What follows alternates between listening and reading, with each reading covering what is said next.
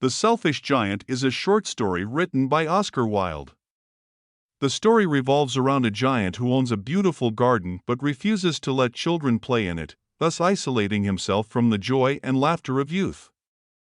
As a result, spring does not visit his garden, and it remains trapped in eternal winter. One day, the giant notices a group of children playing in a corner of his garden. He becomes angry and chases them away, erecting a high wall to keep them out. However, the garden is filled with sadness and desolation without the children's presence. Winter persists while the rest of the world enjoys the arrival of spring. Years pass, and the giant begins to regret his decision. One morning, he wakes up to the sound of melodious singing and discovers that a small boy is standing among the barren trees.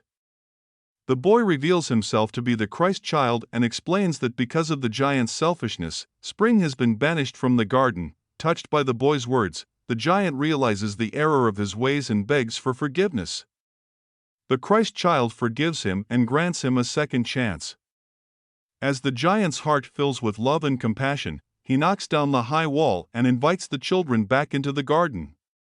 Instantly, the garden transforms into a paradise, blossoming with beautiful flowers and the sounds of laughter. The giant becomes good-hearted and shares his garden with the children every day. However, one child is missing, and the giant notices that the boy has wounds on his hands and feet. The child is the Christ child, who has returned to take the giant to paradise for his act of kindness and love. The story ends with the children finding the giant's lifeless body under the tree, covered in white blossoms.